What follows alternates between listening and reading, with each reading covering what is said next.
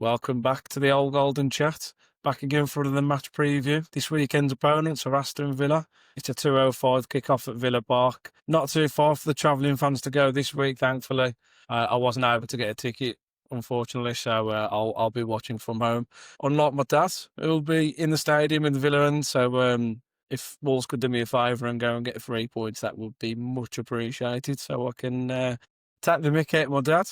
Right, let's get into it. Rob Edwards has done his pre-match press conference earlier. Not too much to note with regards to injuries. Matt Doherty's back out on the grass, but he's probably a little bit too early for him to get any game time this week. Dan Bentley's still injured with an ankle injury and that he's out for the foreseeable future. Rodrigo Gomez, he's doing well in his recovery, but he's nowhere near a start or coming back to full training yet, obviously with his groin injuries. That's the 3 injuries so far, and hopefully we don't have any more. Yes, so he was asked in his press conference about team morale after the Crystal Palace defeat.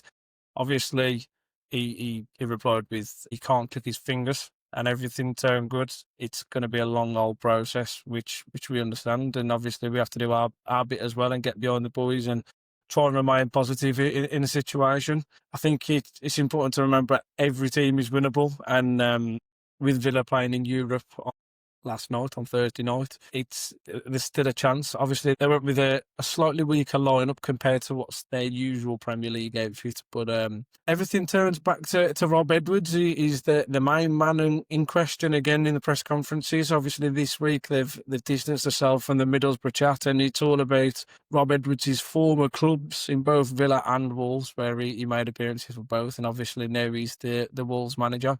He's looking forward to the game, and he wants to just see some belief and some passion from his players. He obviously knows that it's a derby. He knows what it means to the fans, and obviously he's got to get his point across to the players and let them know how much it really does mean to us as well.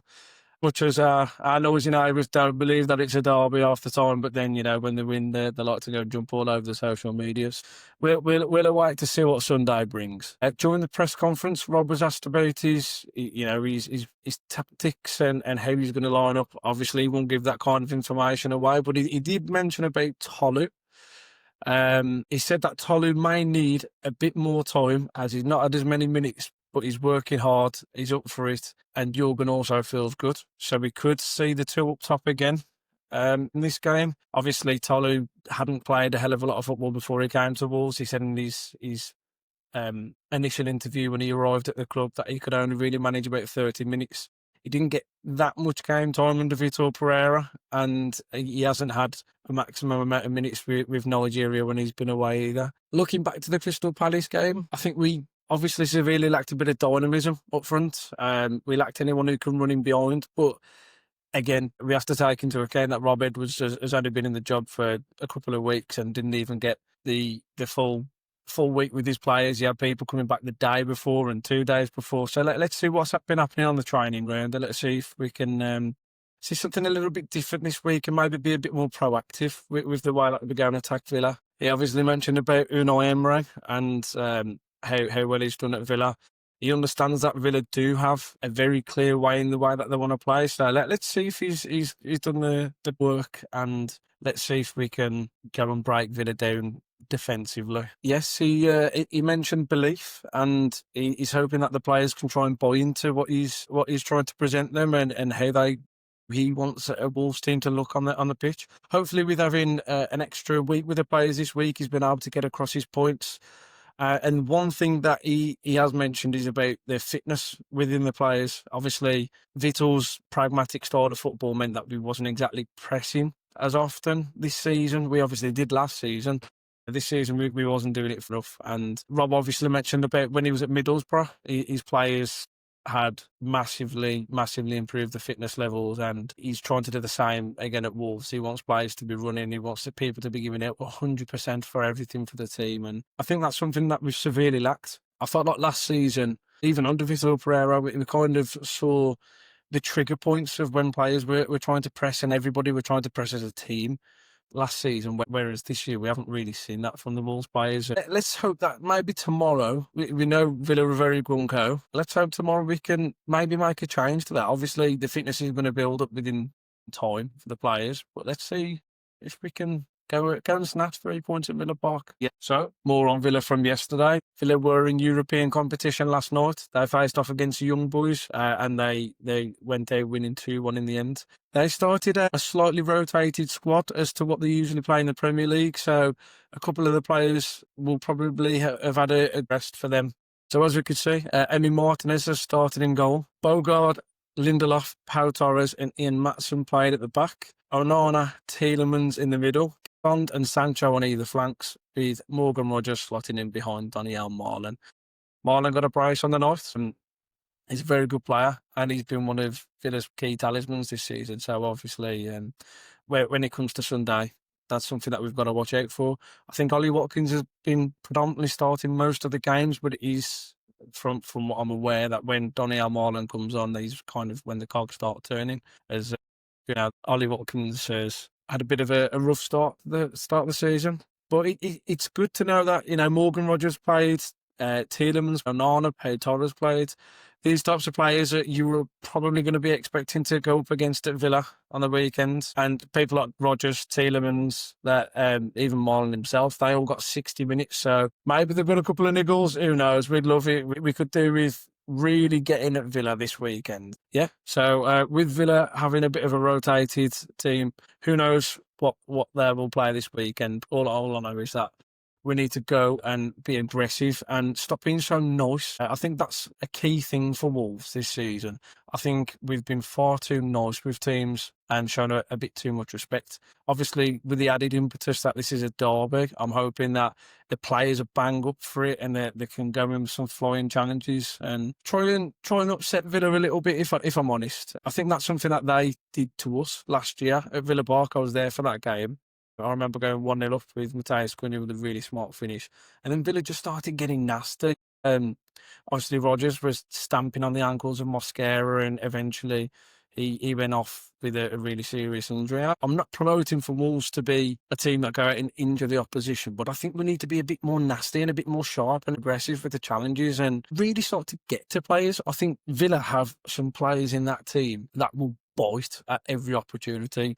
Your likes of John McGinn, Harvey Elliott, Tielemans, Onana, Sancho, if he plays, Watkins, they're all big whingers. And if you can leave one on them nice and early in the game, I really think that there is a way that you can upset Villa and start to disrupt the way that they play.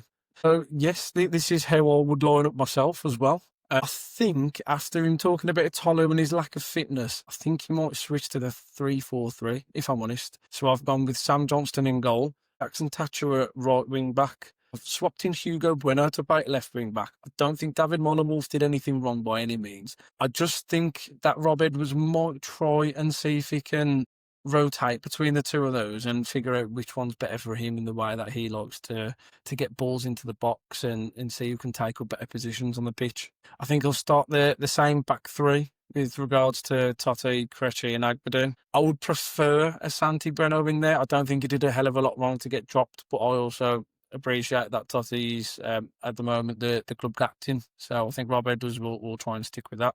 I think he'll go with the two in midfield, Devondre and Gomez.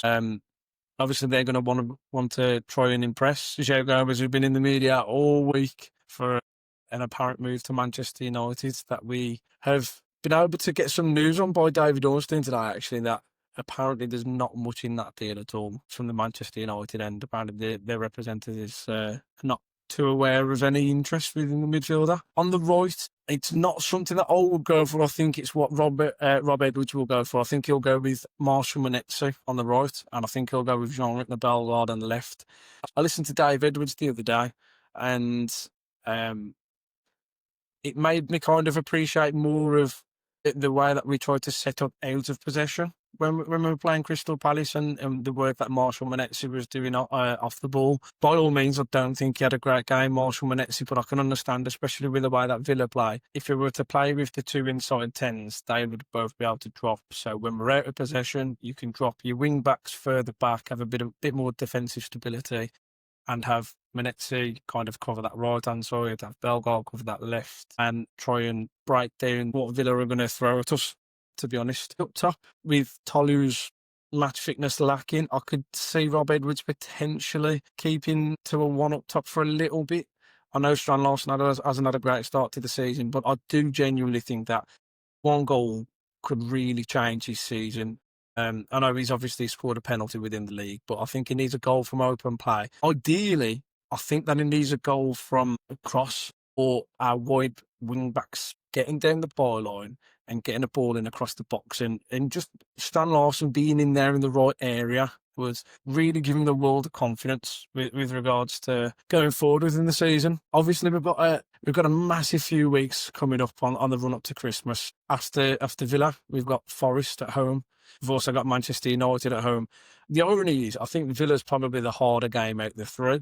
Going into this next couple of weeks, do feel like Nottingham Forest and Manchester United are beatable. Opinion, I think both of those teams are there to be got at, and I think Wolves fans have to be on top form. I think they'll be on top form Sunday. Wolves away fans are absolutely brilliant. I love going away with the Wolves. It's one of my favourite things to do. The Wolves fans are always on top every single time, especially at Villa Park. They're always up for it. And I think the team will really galvanised by getting the crowd right behind them on this occasion. But going into the next couple of weeks, I think Forest are there to be got at. Obviously, Morgan Gibbs-White comes back to the Molineux, and we know he loves a good goal against the Wolves. It's happened plenty of times, and we will do podcasts and pre-match previews for the other few games. But the point I'm trying to make is that if we can go and beat Villa, or if we can go and play really well against Villa and get a draw and show some more attacking impetus, and if we can create more chances and the players prove to themselves that can still do this. I know it will take a miracle. Of course it will take a miracle. But if they can start to show some signs early doors and buy into the way that Rob Edwards wants to play, Forest are gettable at. Absolutely. And Manchester United, you don't know what Manchester United is going to turn up on the day. So let's go and hope that Wolves can get into the Villa. Let's go and make sure that we keep their fans quiet. I'd love to see an early goal. I really, really would. Score prediction wise, I'm going to go with my heart on this one. My head is a little bit different scoreline. Obviously, we haven't won a game all season, so my head is probably telling me that we won't beat Villa. And my old man was telling me a stat that apparently only Crystal Palace have beat Villa in the last year and a half at Villa Park. So it's going to be a challenge. It really is going to be a challenge. But my heart is saying a 1-0 Wolves win. So get your score predictions in the comments down below. Like, subscribe and share. And let's hope that we can come back from Villa Park on Sunday with 3 points. Let's try and aim for 10 points between now and Christmas. If we do, you never know. We might be just in there enough for Fosun to, I mean, I'm clutching at straws here if Fosun are going to invest money, but let's hope we're in and amongst it when it comes to Christmas, and then hopefully the club can try and back Bob Edwards. Would be nice. But yeah, Villa Park, Sunday, 2:05. I'll be watching. I'm sure everybody else will. Come on, Rob. Let's get behind the boys. Let's get behind the team. Let's go and get 3 points at Villa Park. And I shall see you for a podcast next week.